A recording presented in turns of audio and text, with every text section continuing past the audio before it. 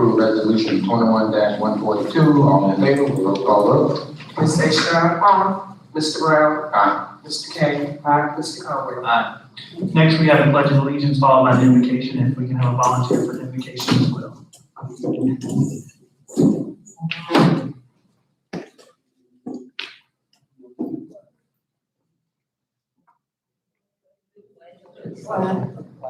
United States of America, and to the republic for which it stands, one nation, under God, indivisible, with liberty and justice for all. Let us pray. Lord, we finally ask you to show that we come before you this afternoon.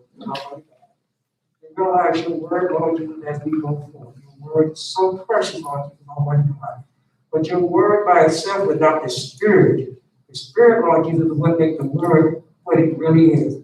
Without the Spirit, the word ain't nothing but like a ship without a rope.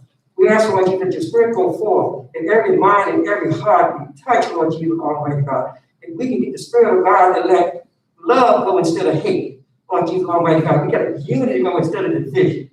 Everything we ask this night, Lord Jesus, in your holy name. And we be a better citizen when we leave this room tonight than what we was when we came in. In Jesus' name we pray.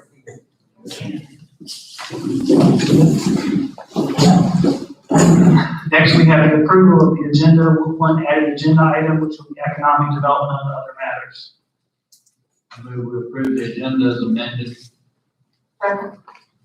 Been moved and second to approve the agenda as amended. All in favor, roll call vote. Ms. Stroud? Aye. Mr. Brown? Aye. Mr. Kane? Aye. Mr. Conway? Aye. Next, we have approval of consent agenda, which includes the approval of minutes from the budget meeting on April the 26th, the regular meeting minutes of the May 3rd, 2021 board meeting, budgetary matters, warrants, and resolution 21-146 personnel matters resulting from closed session. I move we approve the consent agenda as Second. It's been moved and second to approve the consent agenda as amended. All in favor, roll call vote. Ms. Stroud? Aye. Mr. Brown? Aye. Mr. Kane? Aye. Mr. Conway? Aye. Next, we have a public hearing scheduled. We do have a public hearing scheduled for 3 matters. Once the board goes into public hearing, we'll have someone come up and speak in reference to each of those matters. For example, we do the first one, the zoning matter, we'll have someone address, and then we'll ask for any citizens that would like to come up and speak, and then we'll move on to the next public hearings as well. I move we go into public hearing. Second. Been moved and second to go into public hearing. All in favor, roll call vote. Ms. Stroud? Aye. Mr. Brown? Aye. Mr. Kane? Aye. Mr. Conway? Aye. First on the public hearing agenda, we have zoning matter SP 1-21, Jerry Powell Ministries. The applicant wishes to establish an adult outreach center. Ms. Catherine Howerton, Greensville County staff will report.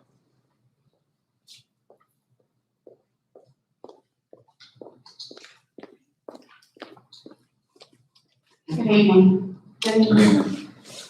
Tonight the board is holding its public hearing for SP 121, Jerry Powell Ministries. This is located on tax map 27, parcel 164. It's approximately 8.23 acres at 1231 Skippers Road. The existing zoning is R2B multi-family district. It is in a vacant industrial building. The character of the area are apartments, single-family dwellings, a welding shop, and an automotive garage. The property is located on Skippers Road adjacent to the Brook Ridge apartment complex. The applicant is requesting a special use permit to establish an adult outreach center.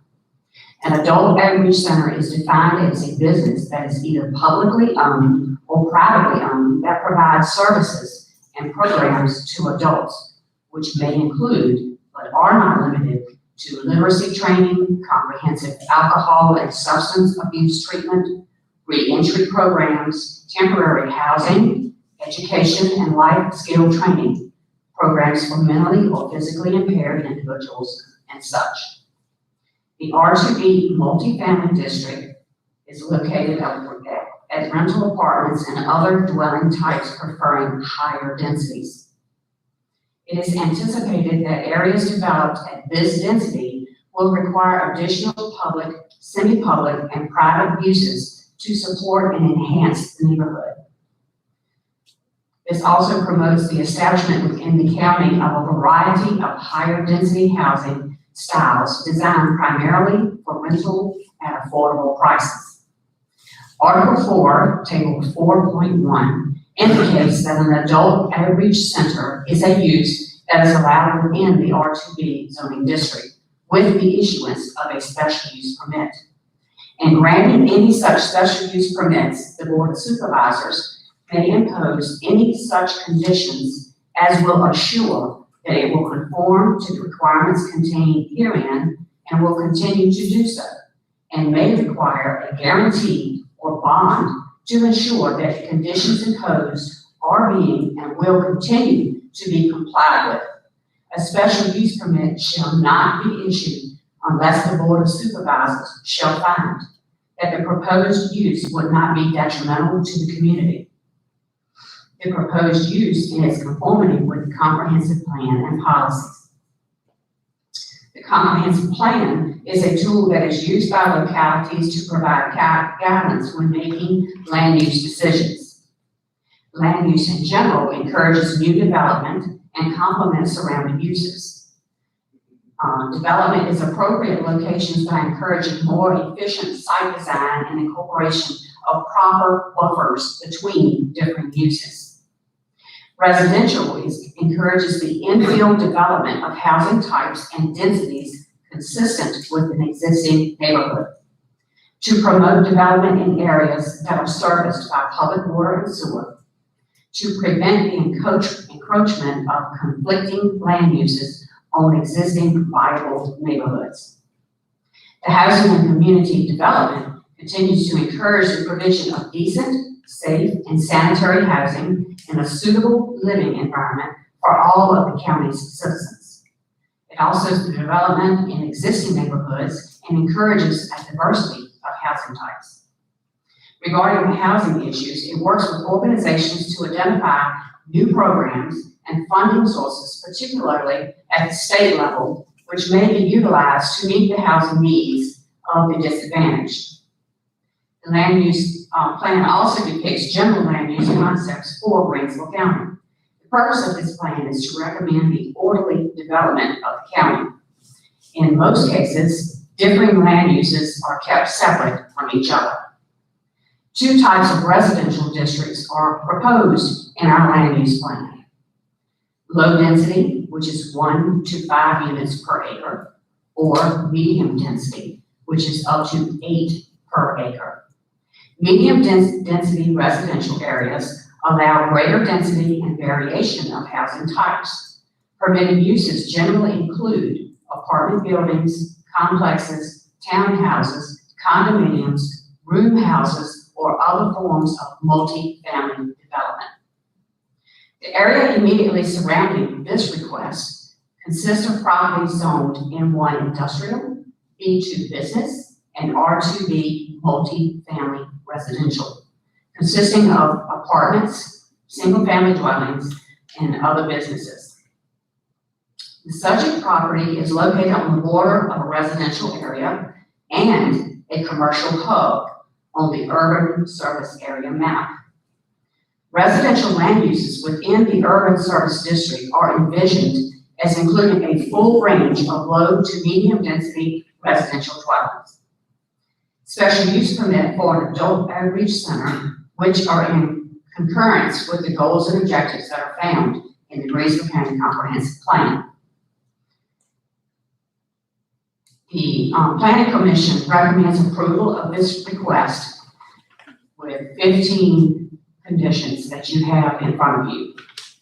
Also, you have a copy of the application, a copy of the adjacent property owner notifications, an email from Mr. Wrigley, who is the owner of Brook Ridge Apartments. I do not know if he's here or not. He had spoken at the Planning Commission meeting and wished you all to read his comments that he made to the Planning Commission. And then you have drawings of the proposed buffer between the outreach center and Brook Ridge Apartments.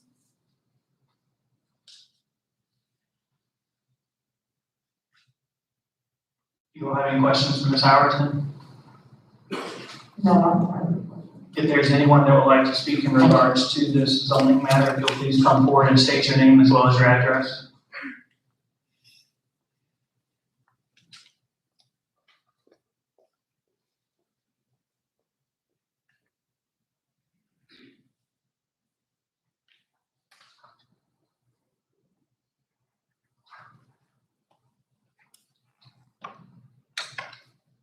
My name is Ron Rickley, and we do own this property that Mrs. Howard mentioned, Brokerage Apartments. My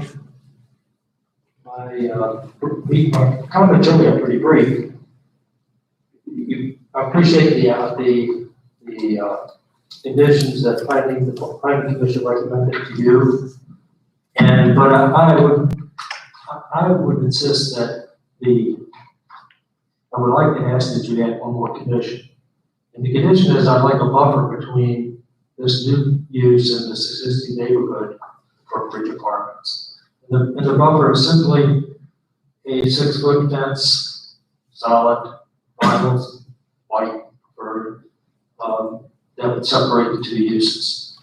My reasoning is this: I think that good fences make good neighbors, and I think that we're really concerned about what this use is and what it could possibly be, how it might impact our residents.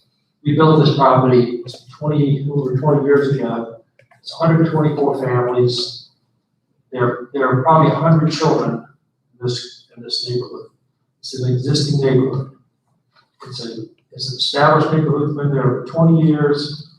People pay all their spendable money is spent in this community. Our taxes are paid in this community, and I really would appreciate it if you would consider that. The concerns that, Mrs. Howerton, I appreciate her reading the ordinance, the special use from their ordinance, because I was going to refer to that. But it does say specifically that it shall not be issued unless the proposed use is not detrimental to the community. I don't know if it's going to be detrimental or not in the long run. Hopefully it'll be an asset to the community. But I think the buffer is critical. One of the things that it talks about in the ordinance, it goes on to say that, you have to be concerned about noise and light and dust and odors, but in screening also. Buffering and screening is real important to separate these uses. So, that is what I'm here to ask you for. My additional amendment won't cost you, the city, any money or the county any money.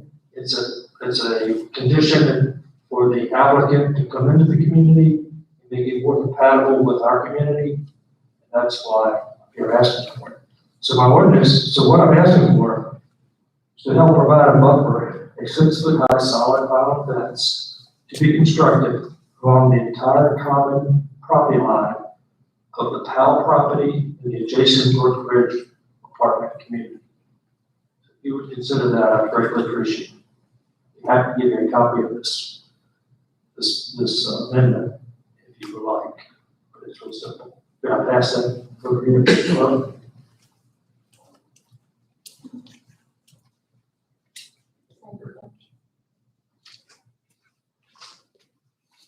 Does anybody have any questions of me?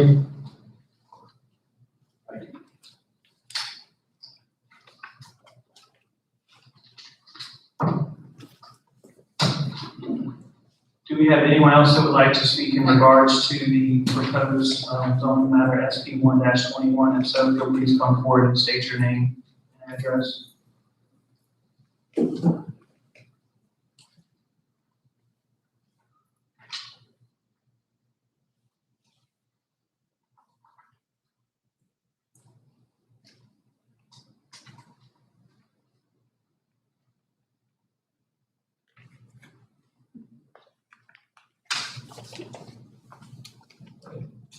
Jerry Powell. Virginia Powell. Again, I stand tonight, the one that I put out for the committee to start this business.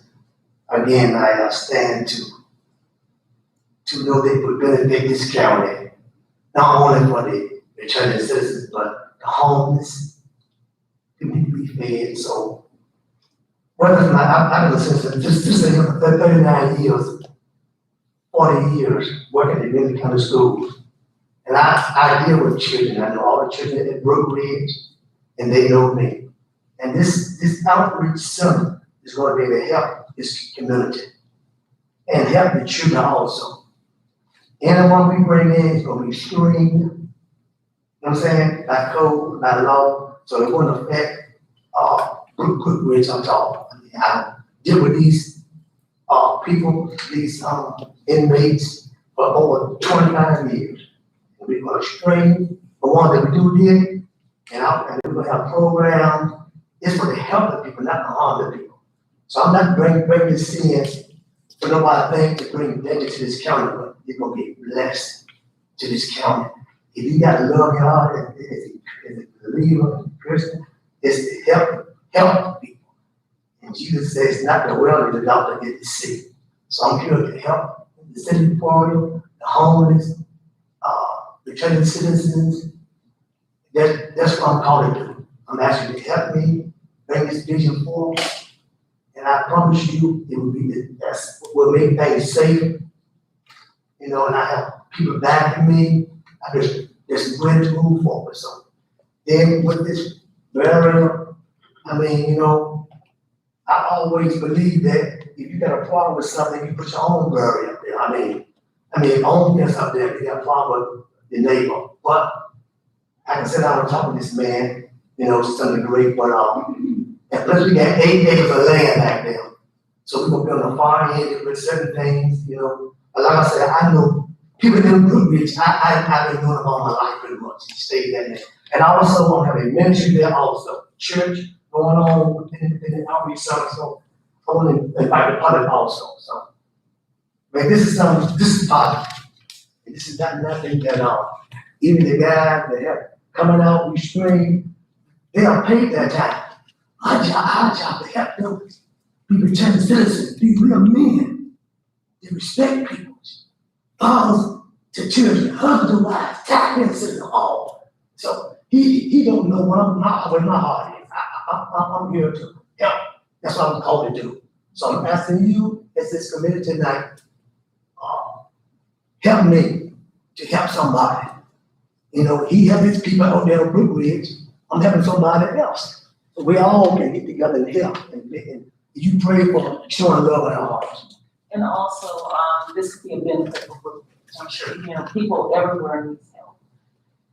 And that includes Brook Ridge and also people out in the community, in the city and the county.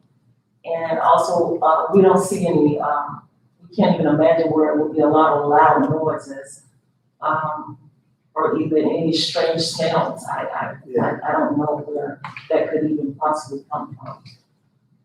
I just believe in, well, I know it will definitely be a big benefit to the community.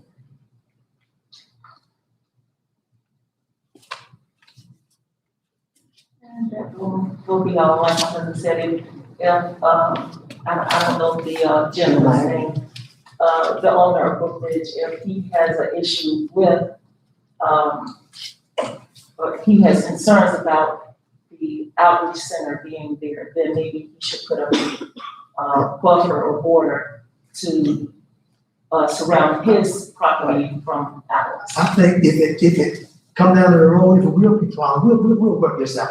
Absolutely. I mean, it's not nothing that, you know, it's not, you know, I've been a pastor of this town, you know, I've been employed for Greensville County School for 40 years. I mean, I know how to get along with people. I'm not here to, you know, be hasty. I'm here to show my love to all people, all races. So I'm asking you to help me get this vision out, what God has put in my heart to do, and I cannot do without you all helping me. And also Mr. Mattel helping me. So.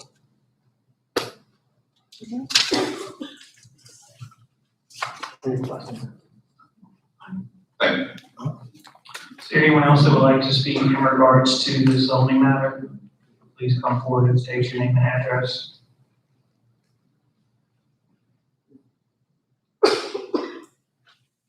There is no one else to speak in regards to this matter. We'll move on to the next item on the public hearing, which is the proposed fiscal year 2022 budget, which is attachment J in your agenda packet. Fund 1, the general fund, for the revenue estimates, local property taxes, $13,429,000. Other local taxes, $1,964,100. Permits and fees in the amount of $46,000. Fines and forfeitures in the amount of $1,305,500. Use of money and property in the amount of $631,274. Charges for services in the amount of $450,217. Miscellaneous in the amount of $103,870. Recovered costs in the amount of $1.741865. Revenue Commonwealth, $3,011,711. That gives you a total for general fund revenues of $22,683,597. Your expenditures, general government administration, $2,501,948. Judicial administration, $1,605,431. Public safety, $5,038,791. Public works, $2,005,579. Health and welfare, $807,196. Education, $7,260,577. Parks, recreation, and cultural, $370,412. Community development, $1,020,461. Non-departmental, $528,462. Debt service, $1,544,740. That gives you a total general expenditures of $22,683,597, which is a balanced budget for Fund 1. Next on the item of the agenda is Fund 8, which is public transportation revenue estimates, charge for services, $3,500. Miscellaneous, $58,833. Categorical aid, state, $19,820. Public works, federal funds, $78,652. That gives you total public transportation revenues in the amount of $160,805. Your expenditures is public transportation operating, $160,805. This gives us a balanced budget for public transportation. Fund 10, which is fire and rescue service, revenue estimates, miscellaneous, $329,830. Expenditures for the Greensville County Fire Department, $329,830. That also gives you a balanced budget for Fund 10. Fund 17, solid waste enterprise funds, your revenue estimates, charges for services, $1,184,640. Your expenditures operating is $953,083. Capital is $194,500, and transfers is $37,057, which gives you a total expenditures of $1,184,640.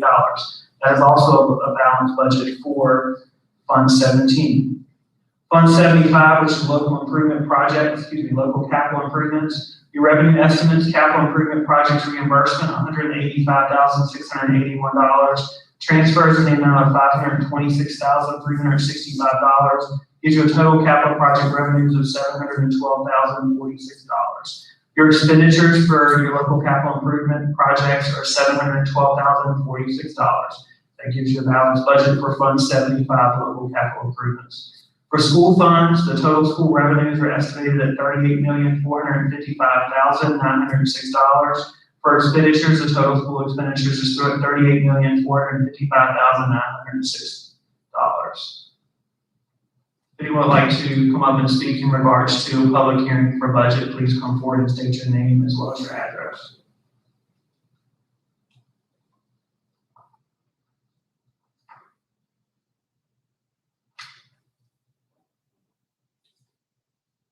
All right, we'll move forward to the last item in regards to public hearing, which is a notice of intent to adopt ordinance on Monday, June the 7th, 2021 at 6 p.m. at the Golden Leaf Commons, 1300 Greensville County Circle. In Emporia, Virginia, the Greensville County Board of Supervisors intend to adopt an ordinance which will levy tax rates shown below for real estate, personal property, machinery and tools, and farm machinery and tools for tax year 2021. For real property, the tax rate was 67 cents. In 2020 and 2021, it's also 67 cents. For personal property in 2020, it was $5. In 2021, it's also $5. Personal property for aircraft was $0 for both 20 and 21. Machinery and tools is $4 for both 20 and 21. Farm machinery and livestock is $0 for both 20 and 21. The foregoing tax rate shall remain in force for the calendar year 2021 and thereafter unless increased or decreased by ordinance. If there's any resident who would like to come forward and speak, if you'll come state your name as well as your address in regards to the tax ordinance.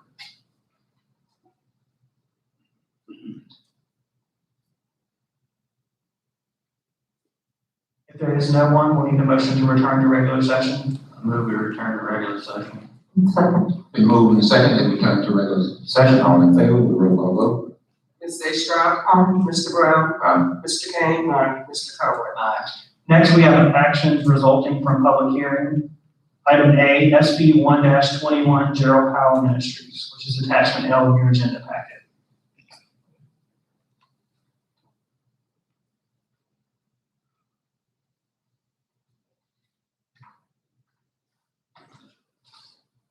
I move that we approve resolution, I'm sorry. I move that we approve SP 1-21. I do believe that the two parties involved can work out anything that comes down the pipe. I believe if they need a check going forward later on, that between the two of them, if something was to happen, that they can work that out. And I believe that if both parties in good faith will work well together, knowing both parties and having had conversations with both parties. So I move that we approve SP 1-21. I second that under the same condition. It's been moved and seconded that we'll approve SP 1-21. All in favor with a roll call vote? Ms. Estrada? Mr. Brown? Aye. Mr. Kane? Mr. Conway? Are you all approving with any conditions or set forward? Yes, with the conditions that was set forth already. The 15 conditions, right?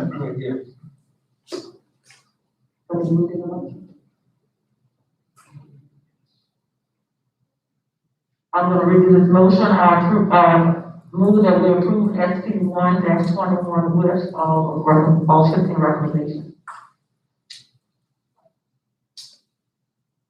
Second. Been moved and seconded that we'll approve with all the 15 recommendations. All in favor with a roll call vote? Ms. Estrada? Mr. Brown? Mr. Kane? Mr. Conway? Item B, proposed fiscal year 2022 budget, and item C, proposed fiscal year 2022 tax ordinance. No action is required at this time. Will be brought back to the board for a vote on June 7th. Next on the agenda, we have items of appointment. Ms. Melanie Wilson, Mayor for the town of Jarrett, is here to discuss the request of a boundary line adjustment for the John Mansville Club, which is attachment M in your agenda package. Ms. Wilson?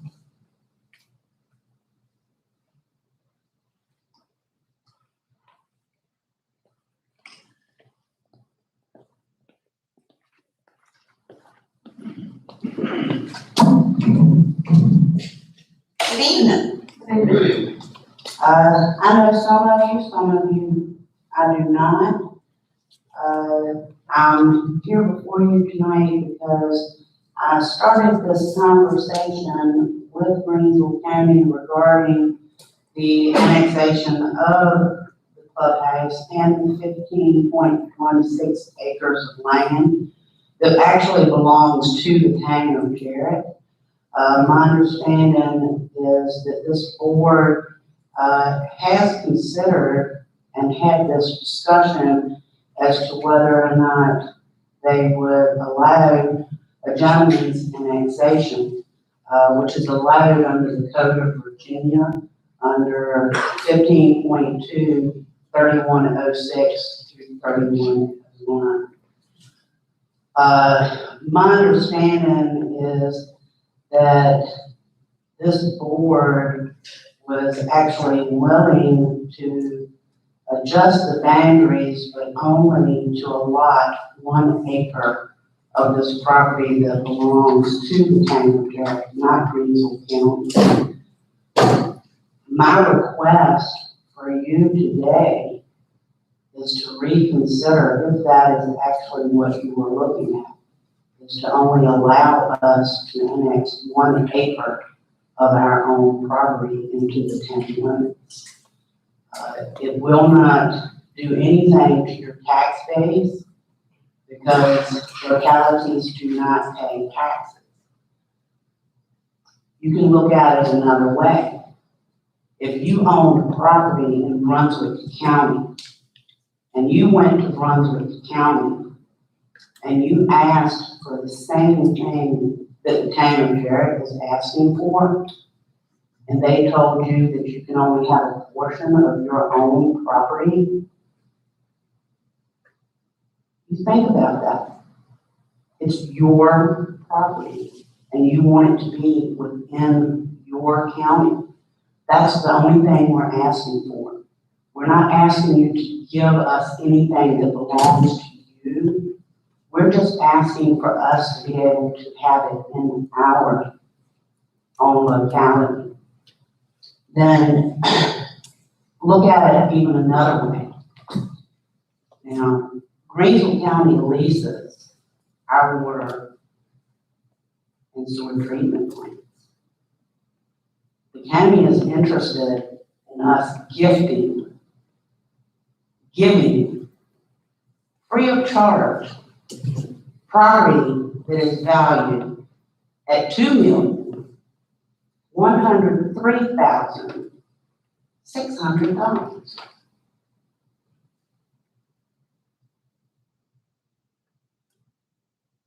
You're not asking us if you can annex something into the county that belongs to you.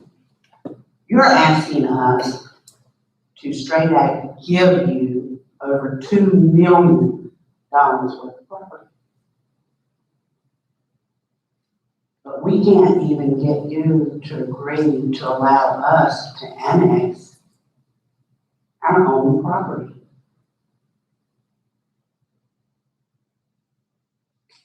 And you also want us to give you this property, but my chief of the fire department was just here before you guys asking for assistance for a fire truck.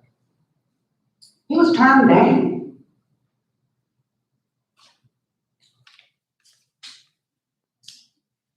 Now there's tough decisions that have to be made in every public office. What's best for the community? What's best for our residents? It's not our agenda. It's the agenda that's best for our residents. Now, this is a decision that you have to make. But I'm asking you to think really long and hard when you actually make this decision. Because we're not asking you to take anything away from Greensville County. We're only asking for what's rightfully ours. It belongs to us.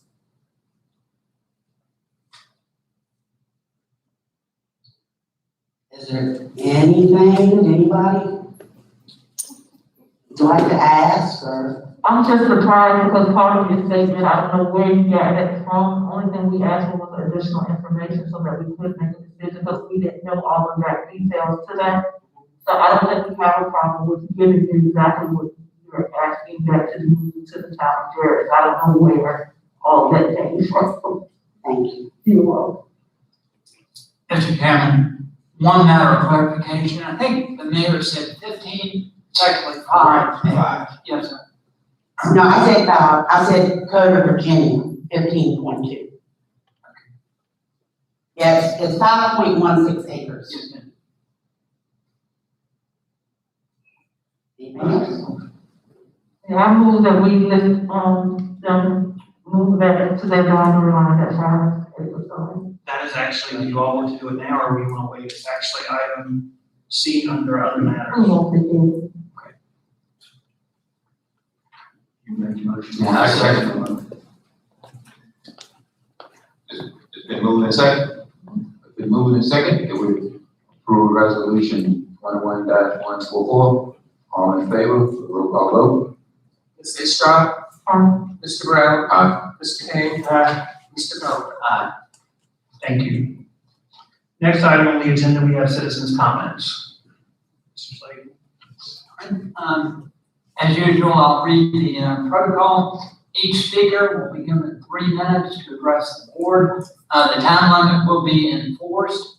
Each speaker will be advised when 2 minutes have elapsed and advised again when all 3 have elapsed. Each speaker will be permitted to address the board only once. The 3 minutes cannot be transferred among speakers. Speakers should face the board and address them and not turn around and address the other people in the audience. The board is conducting the citizens' comments period to receive comments from parties.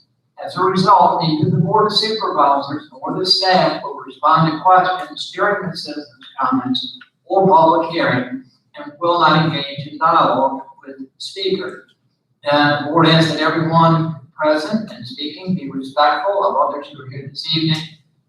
Request that you refrain from outbursts like applause. What asks is before you make your comment, you state your name and address. There's a sign-up sheet for citizens' comments. If anyone wants to speak and hasn't signed up, and you raise your hand, we'll get the sign-up sheet to you. First on the list, we have James Ray.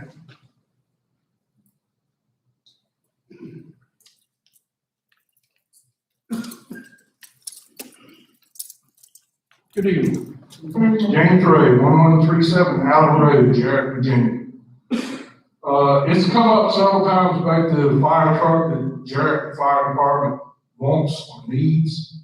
The safety of the citizens and their property depends on dependable equipment for the emergency operators to get to. They get partway there and it breaks down, you might lose your everything you have, including your life, waiting for another truck to get there. So I'd like you to really consider to help Jared out with this fire truck that they say they need. And through the community, I've heard that there are other equipment that's not really dependable. So I ask again to seriously consider financing half of that fire truck that Jared Fire Department needs. Thank you. Thank you. Mike Ray.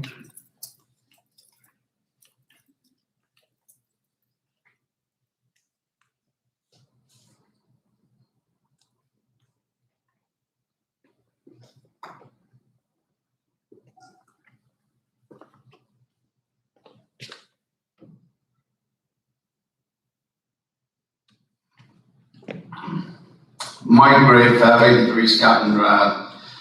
Good evening. I would like to say that once again, I've requested of this board to be placed on the agenda, and once again, been denied and told that I could have 3 minutes. I've said it before, how disappointed myself and the others are in the decisions and actions taken by this board. I'm also extremely bothered that Virginia law supports this board's decision not to be accountable to the citizens they represent. Basically, once you're elected, you do not have to allow citizens to speak at public meetings. If citizens ask questions, elected officials are not required to answer the questions. If a citizen writes a letter to this board inquiring about a particular matter, there's no requirement for the board to respond to the inquiry. Once elected by the citizens, the representative is under no obligation to answer or address concerns of the very citizens who elected them. Take note, I said there's no legal requirement to answer questions or address concerns, but there's also nothing in the law that prevents this board from answering questions or concerns should they choose to do the right thing by the citizen.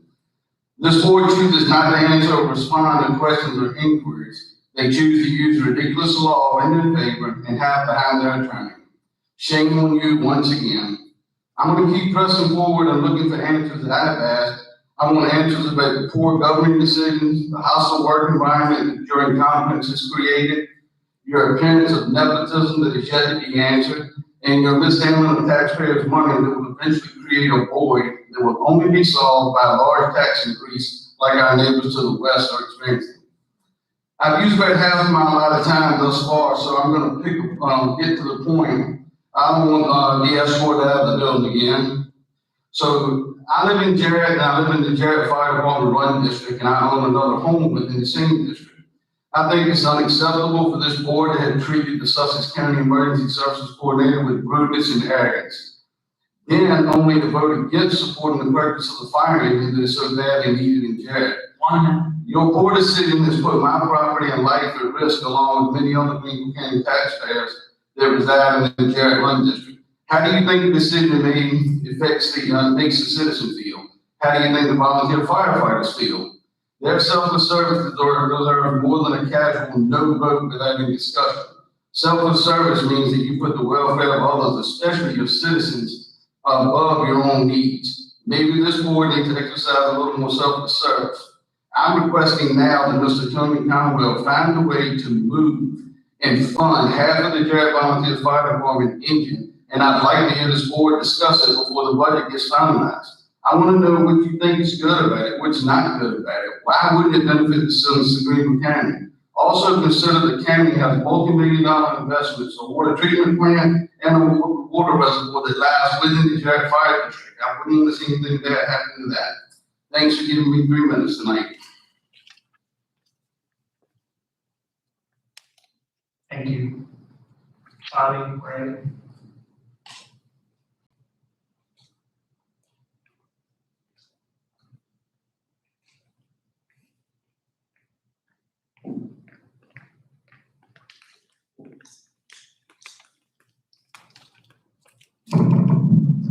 Bobby Ray, 583 Scotland Drive. As a registered nurse that lives in this community, I felt an obligation to volunteer to assist my community in the COVID-19 vaccination process. I personally volunteered for over 15 vaccination clinics taking time off from work.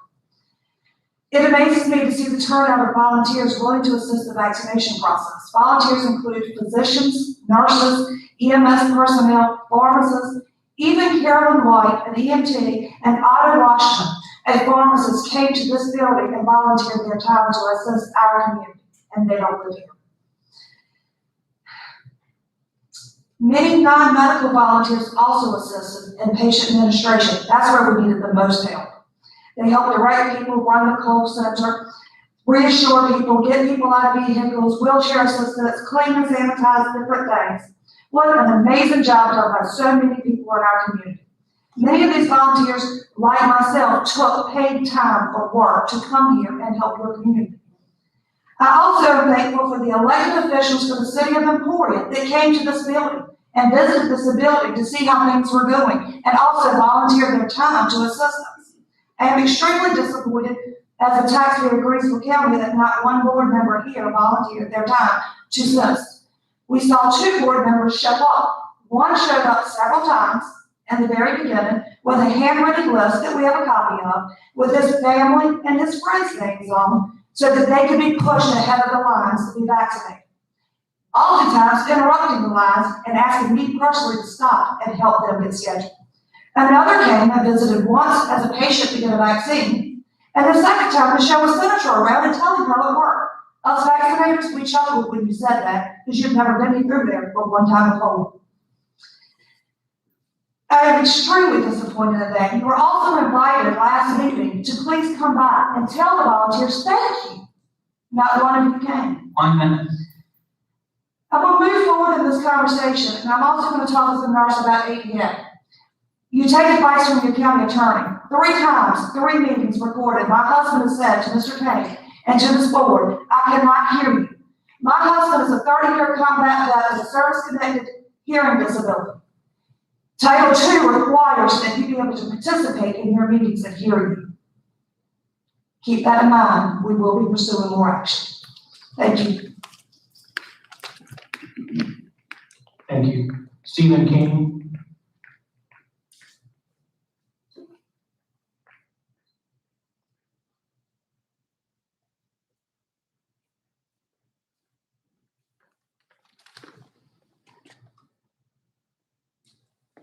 Stephen King, 1346 Doles Lake Road. I stand before you tonight. When you were elected, you had an obligation. You stated you would be transparent and take the citizens at best interest. In creating a new position of a $92,127 HR director's position, being transparent should have been put up to a public hearing and hear the citizens' concerns. I want the citizens as well as this board to take into consideration the amount of money that has been spent. The success of this position was hired by Chesterfield County.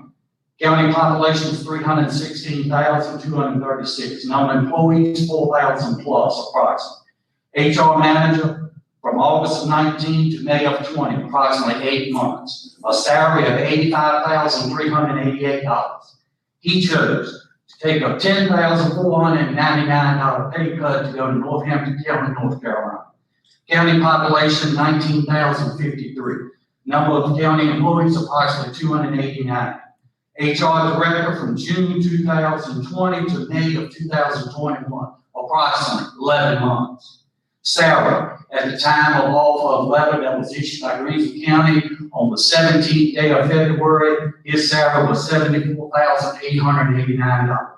Greensville County's population, 12,243, subtract 3,055 Greensville correctional inmates. That's a net total of 9,188 citizens for the county. Number of county employees, approximately 172.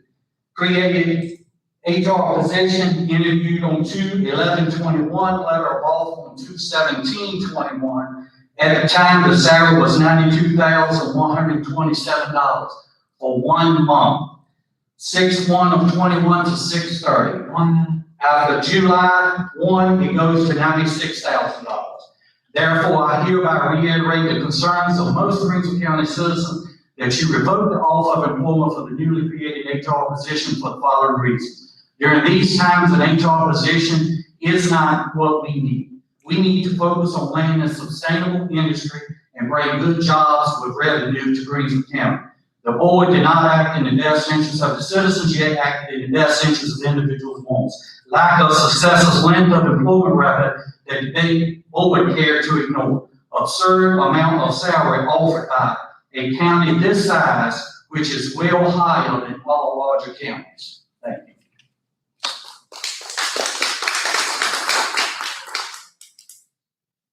Thank you. Ron Ripley.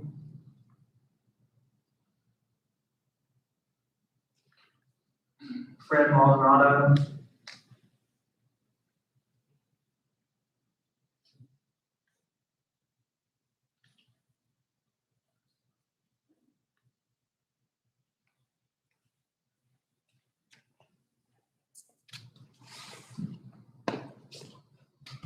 Hello, board members. My name is Fred Maldonado. I live at 1006 Dublin Road, Jarrett, Virginia. I appreciate that you board members are facing several major issues. Of course, the manner in which each of you deal with these issues will have a huge impact on each citizen in Greensville County. A few of these issues include the contract between the county and the city regarding the educating of city children, what to do about the high school, repair or replace, a sports complex, I'm sure there's others.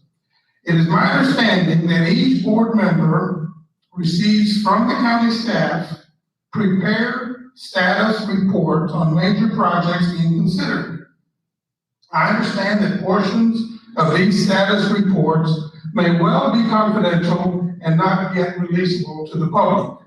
But I'll bet you $1 to donuts that there's enough reasonable information, there's enough releasable information in those already prepared status reports to give the county residents a good idea of each issue. As county residents come to understand each issue, board members will no doubt receive valuable input from your constituents, some for, some against. But isn't that the type of info elected board members welcome from your voters? I'm sure you each long to know how your constituents feel about what you are doing on their behalf. Okay, the county already has a website, and that website has a page titled Press Releases and Announcements. Anyone who manages the website knows that a website is very similar to a monthly magazine. Nobody wants to read the same magazine over and over again each month. They want updated info that's important to them.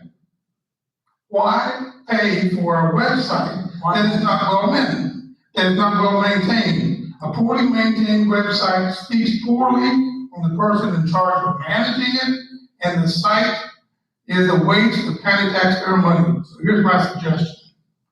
Use the county's existing website and that site's existing page and do the following. Ask county staff members who already are responsible for preparing status reports to submit a second slightly edited version of the publication for publication in the county's press release announcement page. This will do several things. This will keep your voters informed. It will increase the communication between you and your voters. This will add life to your website. Thank you. Thank you. Senator Wiggins.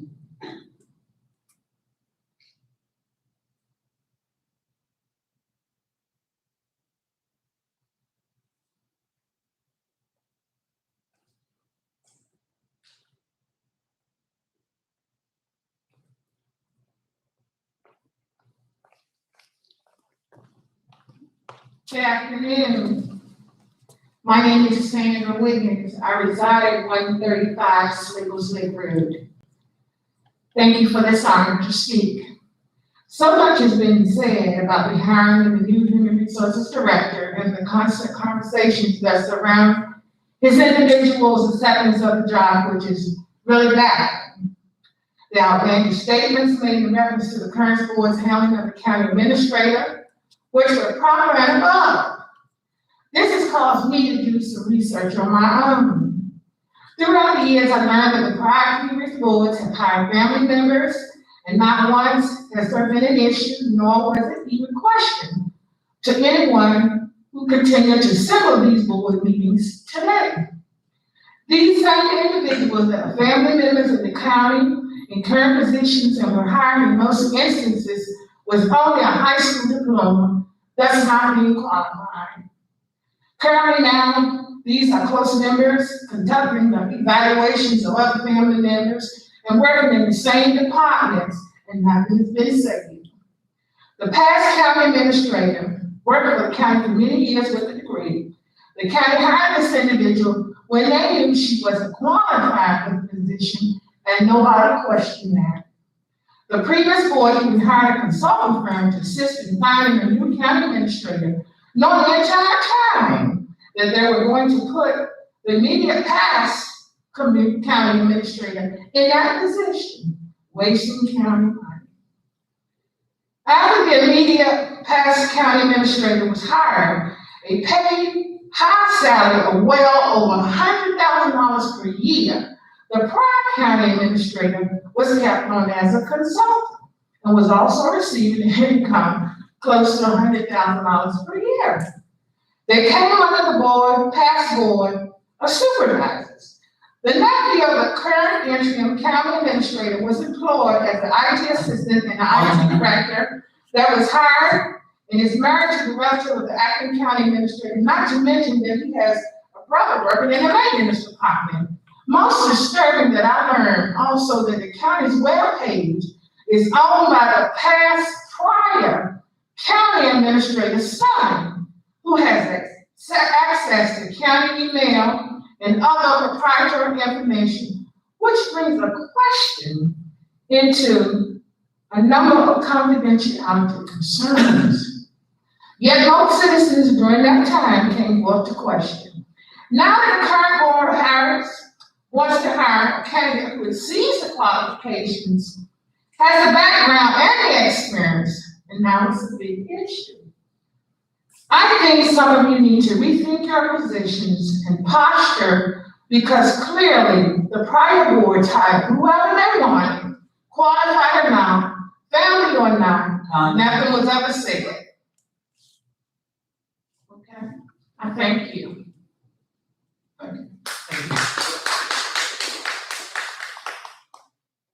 Chris Thompson.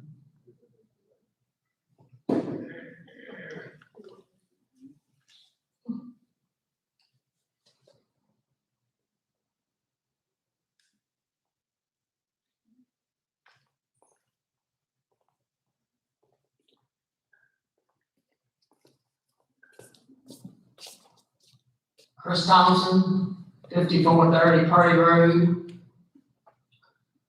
I want to start out by reading FOIA response to me. It's from Greensville County. There's no documentation regarding the kinship relation of Terrence Wood to any and all members of the Greensville County Board of Supervisors. The Freedom of Information Act requires production of documents within the possession of the county. It does not require the county to secure documents not in its possession, and does not require the county to secure information to enable responses to inquiries.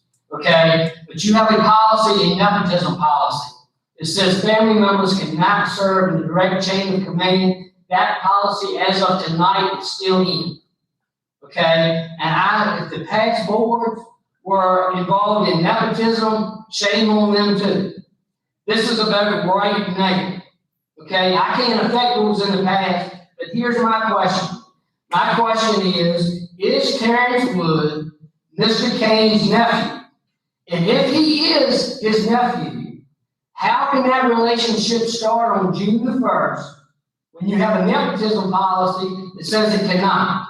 I also asked Mr. Conwell, that represents my district, to hold his counterparts accountable for the board's policies. The final piece of this I want to say, which is interesting, if it is true that it is a nephew relationship, Mr. Kane was in my interview, okay? I understand that Mr. Conwell was of no vote, okay? So we had an abstaining from Mr. Kane. Ms. Astrop was not even in my interview. So how can Ms. Astrop vote for one person or another because she didn't even hear what I had to say? So regardless of what has happened in the past, if this is nepotism, it needs to stop. And I encourage the constituents of Mr. Kane's district to take action. Thank you. Cheryl Moody.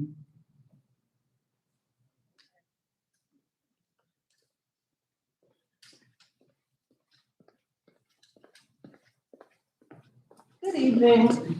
I'm not from here, but I reside here. And I care about this town.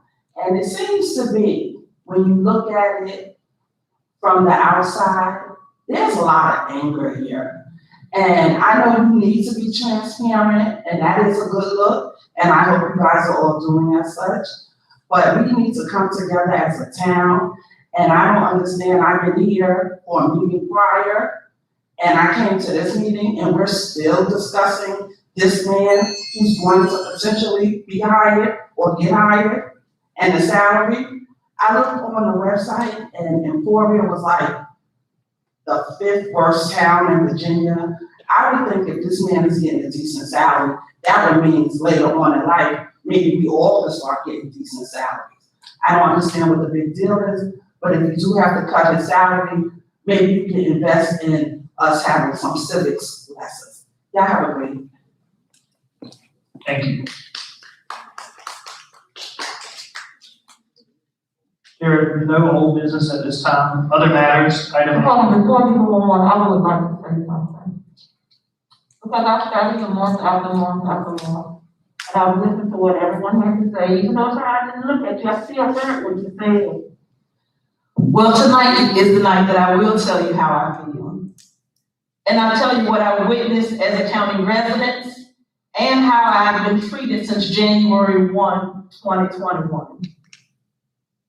I've seen a lot of good things happen over the last 4 decades in Greensville County, and I've seen a lot of bad things happen in Greensville County over the last 4 decades.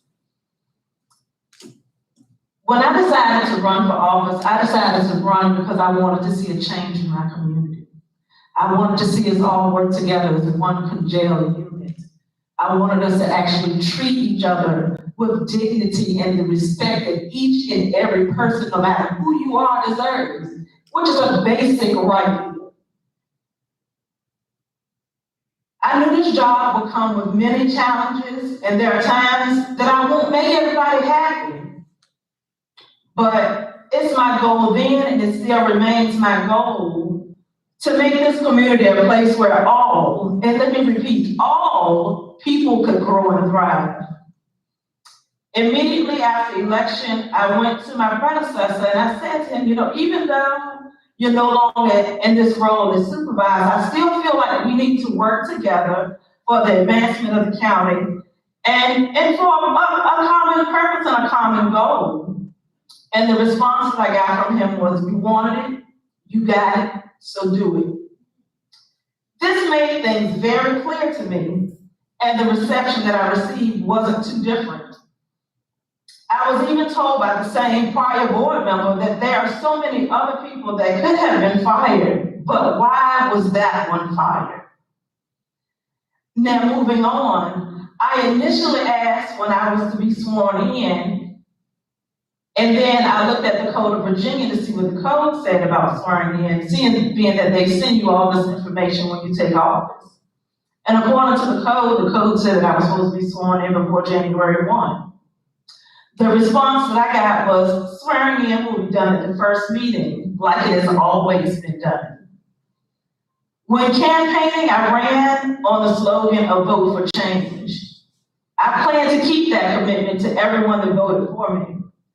This was my first change, actually abiding by the Code of Virginia and having my swearing in before January 1. I understand a small group of the community may be unhappy with the past personnel changes, but I voted on what I believed was the best decision for the community as a whole. I understand change is uncertain and uncomfortable, and not everyone here is ready nor happy for change. I'd like to thank Mr. Pierce for his comments at our previous meeting, because his comments confirm just what has happened for years here in the county. There is a building full of relatives, and not one person had an issue with it up until now. Before even implementing the position, I had a conversation with our current HR employee to get her input, because I'm never going to do anything without talking to an employee first. I asked her how her current workload was and how she even felt, about the HR position and in general anyway. After getting her feelings, we proceeded. Because like I said, I'm never going to do anything without first having a conversation with anyone that's going to be impacted in our county. In the first year, I wanted to just sit back and observe and see, what everyone was doing, how the county ran. And whenever I did do that, I asked questions whenever I had questions that I needed answers to. It really troubled me that I got more information from the newspaper than I got from asking an employee of the county.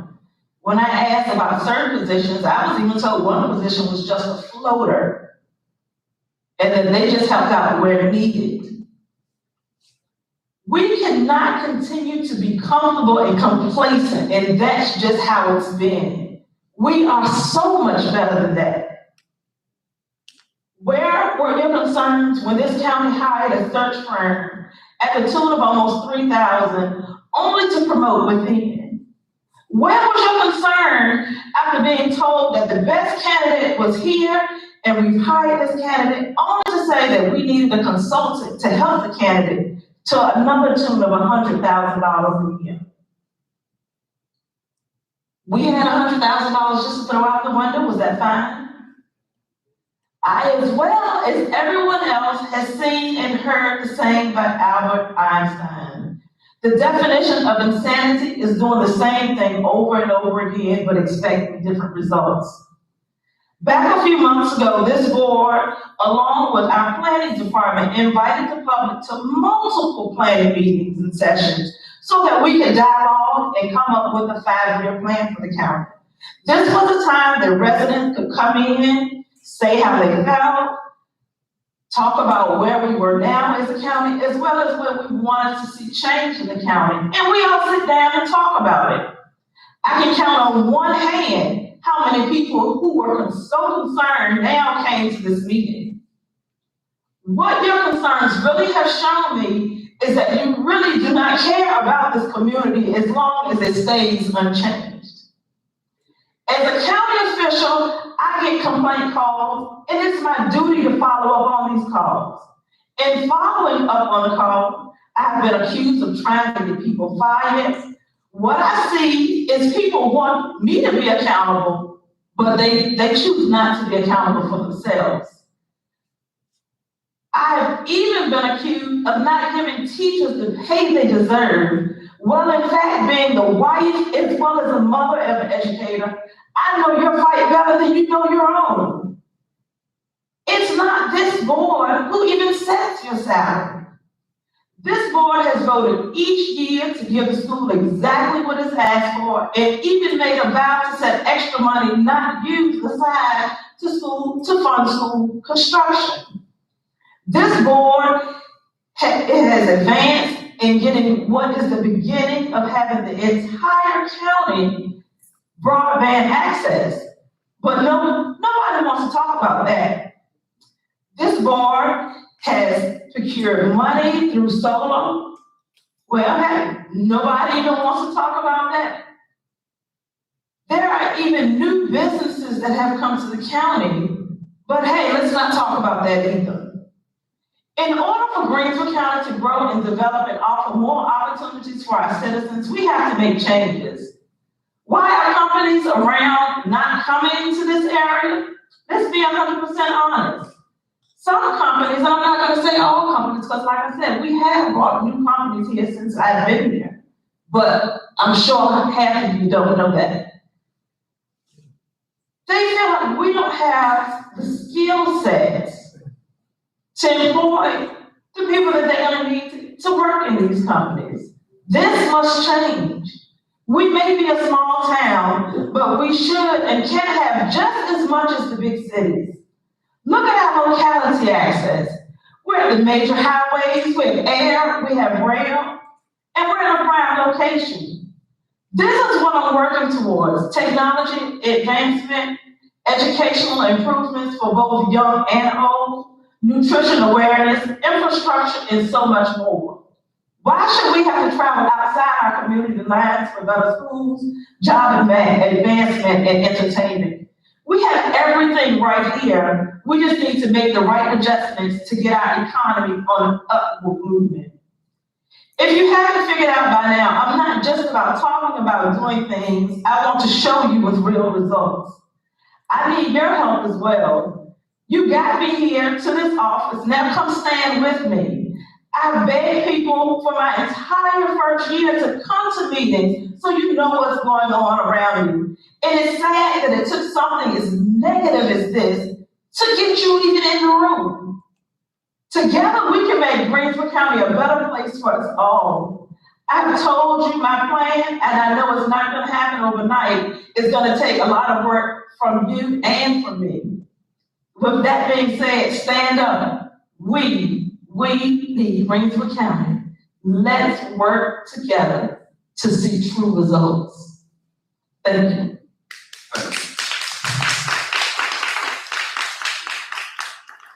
Thank you. Why would she limit citizens to 3 minutes, but yet? No. Because that's my prerogative as a board member. When you become a board member, you Don't respond. Thank you so much. Don't respond. Let's carry on with the meeting. Moving on to other matters, item A, job description for pre-child probation summer interns, new position. Staff recommends approval of the job description, which is attached to the end. Do y'all have any questions in regard to that position? I have no questions. I move that we approve the job description for a pre-trial probation summer intern. Second. Been moved and second that we, do the pre-prom probation summer intern. All in favor, roll call vote. Ms. Astrop, Aye. Mr. Brown, Aye. Mr. Kane, Aye. Mr. Carver. Next item is item B, solid waste collection sites. Mr. Parker is here to present and discuss recommendations of issues regarding the overflow of specifically box number 3 miscellaneous waste at the collection sites. You'll see as an attachment O, that is a quote that you have in front of you to add in 5 additional dumpsters. Mr. Parker? Good evening. I received a call from a board member in regards to possibly opening up the sites on Fridays and open up more sites on Fridays and Sundays. And, told him I'd check into it, and I talked with Greg, the truck driver, and Ms. Whitney. From a money standpoint, it'll be very expensive, more than this $32,000. So I just sit down and try to figure out what can help it. And another thing is, if we was to open the sites on a Friday, the landfill is closed on Saturday. Okay, the site would be, okay, say if it's Brink, it's open Monday, Wednesdays, and Saturdays. If we was to open it Monday, Wednesday, Friday, and Saturday, Friday, if everything fills up, if the contract cut off, no one will be able to dump it until Monday. And that'll go for all the other sites as well. So the way it's set up, it works. And to me, the only thing that could really help this situation is not all the sites, but the 5 parkings, I call them. If you were to put another number 3, which is the main problem, because sometimes on a Saturday morning, that box will fill up because it opens at 7, by 10, it might be filled. So if we got another one, you could possibly go the rest of the day. And Monday morning, me and Greg will be right back on it. Be business as usual. As if we were to do the Friday extra sites, which is just 2 on Friday now. Thursdays and Fridays are cleanup days for Saturdays. And if you were to throw Sunday in the mix, that would make it even worse as far as trying to service the sites. So to do the Friday and Sunday thing, I had to get with the landfill manager and probably Alice to get the numbers. But you would have to hire roughly 10 more site attendants. You would have to get an additional roll-off truck driver, train them, and you would have to open the landfill and probably have to hire landfill staff because everybody will be in the overtime. So my way of trying to be cost efficient, I contacted Baker Waste in regards of 30 yards that we could put as rollover, as, extra boxes. So that's my reason for being here today. I know one of the problems, and I was at one of the sites on Saturday, Mm-hmm. and number 3 was full, and the attendant turned a truckload of debris away because it was full. That was on Saturday and Monday, I think that load of debris on the side of the road and it was something. I know. That's a problem. I mean, we've got to address trying to address the trash problems in our area as well. I know Sussex County is open half a day on Sundays and other things, so we just need to look at all the options and what we can do. If it means being sure that they're all empty on Friday, but if we start Saturday, it wasn't empty. We do that. Between me, that's if we got both trucks. I'm not talking about the truck situation, but if we got the vehicle to make it happen, we do it. But sometimes you have 3 boards. We can't take that. That'd be wasting that'd be wasting everybody's money to go to the landfill to waste all that fuel. Man, getting paid by the hour to dump 2 boards and come back, and still gonna fill up. People are off on Saturday and Sunday, mainly doing a lot of the cleaning and yard cleanup and things like that. I think you get more waste on a weekend. Yeah, you do. You do, and that's why our main goal on Monday is to work to get Saturday straight. Are all of the sites open on Saturday? 9 out of 11. And it fluctuates But now, for some reason, everything's crazy because of quarantine, COVID, more people at home. Everything's just different. Even as the compacts, they cut it off earlier. And so, I think this is a start to making some improvement by getting these additional dumpsters. So I'd like to make the motion that we purchase these additional dumpsters. Mr. Conway, we do need to, do a resolution and a couple other things as well. If you all are okay to proceed with this, staff will work on getting the resolutions together, making sure that the policy is followed in regards to purchasing and present that at the June 7th meeting. If you all are okay. Yes, I'd like to defer this until, Also- this we have to discuss. Yeah, also while we're going through it, if we can actually look for some more folks to see if we can find something out. okay. And also, just for this, could we just look and see what it would cost us to open more sites on Friday and Sunday? I know it's gonna have additional staff, it's just for the members, you know. Okay, I'm gonna find out. We have to look at the Sunday, people who throw away trash on Sunday. I understand. But you gotta, We have enough on the side of the road. I know that's right, because I gotta pick that up too. So, you gonna have them open on Saturday and Sunday, so. Well, we're not talking all the sites, you got to have, in each area, we got what, about 4 different areas, at least one. On a Sunday. Well, there's a start. So what about if it was, see, because the main. Well, right now, we'll have nothing open. Mhm. Well, let's try one. See what happens. We can do that. That's why we're gonna defer it till we. Okay. All right. Anyone else have any questions for Mr. Parker? Okay. Enjoy your evening. Thank you, Mr. Parker. You all have already taken care of item C. The next item on the agenda is D. Excuse me, I think. I can ask you. Oh, okay, no, carry on. The next item is D, which is Greensville County Government Center building reopening. That was originally placed in Friday memo. However, since that time, the recommendations and the guidelines for the governor has changed. In front of you, you'll see a memo from the staff, which is part of the IDPR plan, which was mandated by the governor. And the staff is recommending the following. Due to the lifting of the mask mandate by Executive Order 72 of the Governor of Virginia effective May 15, 2021, staff is recommending the following.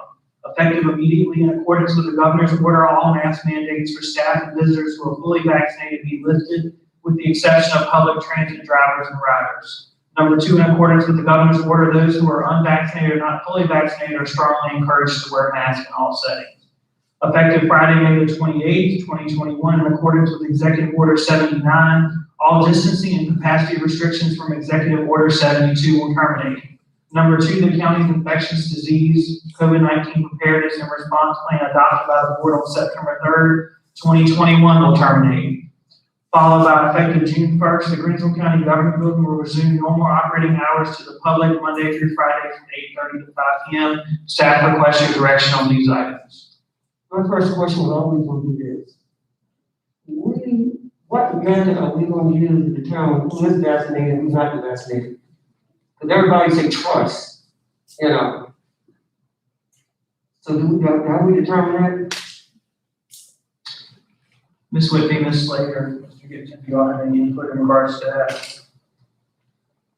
Mr. King's staff is planning on following the CDC's and the governor's recommendation. That is the honor system. Right? We have to believe that people have to be responsible for their vaccinations. Right? Everybody's strongly encouraged. If you're not vaccinated at this time, vaccines are readily available, please get one. And based on the numbers that we have, that we know of those who have been vaccinated thus far, who have given us their information, and the building itself is about 60% of those employees. But with the few number of people that we have in the building, we don't have that many. So all they have to do is show the card one time. If they work there, that would be it, then we would know they're vaccinated. You know, it's not like we got different people like you go to a grocery store. All these people, you basically the same people come in, they show up one time, and you put a record, you don't have to worry about it anymore. You would know. Refer that to the attorney. we asked, employees for their card as well as the I think the governor said, and Mr. Gibson is an honor system. Is that correct? Yes, sir. We're depending upon them to do the right thing. I don't know that you want to intrude in people's lives. I think the governor's recommended otherwise. Yes, sir.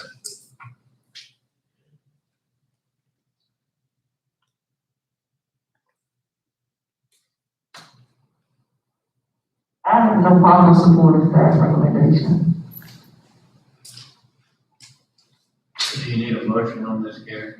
Yes, please. I'd like to make a motion that we follow staff's recommendations. Second. It's been moved and second that we follow the administration recommendation. All in favor, with roll call vote. Ms. Astrap, Aye. Mr. Brown, Aye. Mr. Kane, Mr. Powell. Thank you. The last item was an added item, resolution 21-147, supported the utilization of industrial railroad track funds. Ms. Natalie Slade, Economic Development Director, will report in regards to this matter. Ms. Slade? Good evening. I do apologize for this being added after the agenda came to the board and went to the public, but I want to assure the public this is a positive addition. I was contacted Friday by the new owner of the former GP Skipper's plant. It has not been announced that there's a client there, but it has been purchased and they are doing work on the facility in order to bring an industry there. The client has asked for the board's support in order to apply for funds from the Department of Rail and Transportation to extend rail back into the site and to expand the rail on the site. Staff is asking for authorization or approval of resolution 21-147, which should be at your desk. And this is simply supporting the application. It is not asking for any financial commitment from the county. The client will serve as the grantee and they will administer the grant themselves. I move we approve resolution 21-147. Second. It's been moved and second that we approve resolution 21-147. All in favor, with roll call vote. Ms. Astrap, Aye. Mr. Brown, Aye. Mr. Kane, Mr. Powell. Thank you.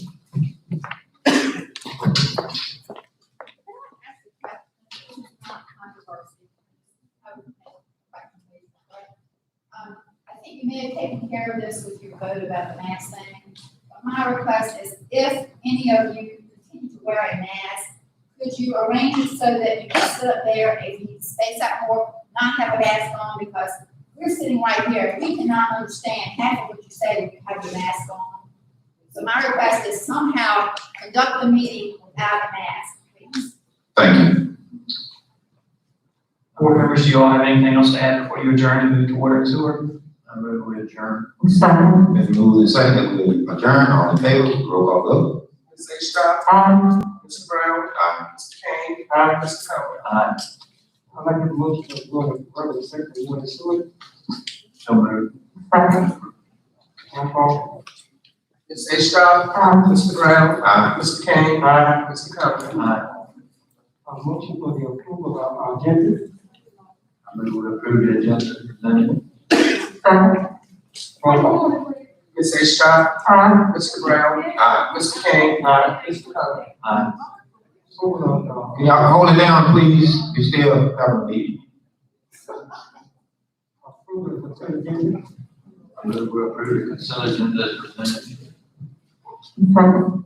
Roll call. Ms. Astrap, Aye. Mr. Brown, Aye. Mr. Kane, Mr. Powell. Aye.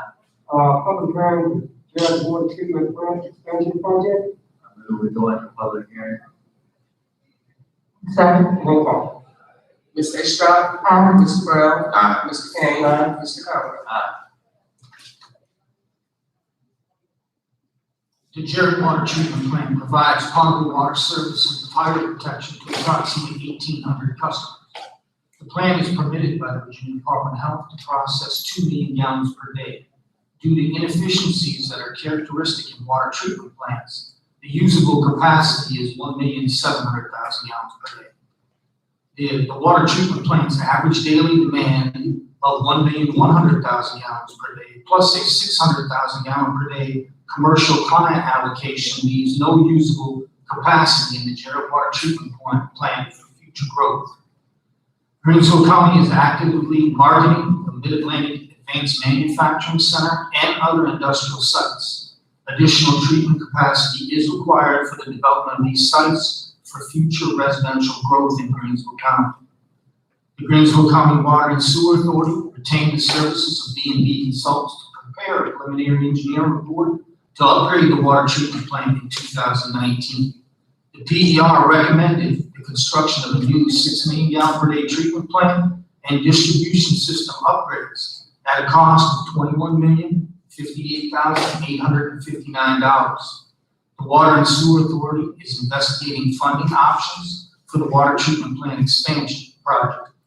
Rural development is one of the potential funding sources. In accordance with rural development's requirements, the Water and Sewer Authority is holding a public hearing this evening to receive public comments and provide additional information on this important utility and economic development project. If there's anyone from the public who would like to speak at this time, please come forward, state your name and address.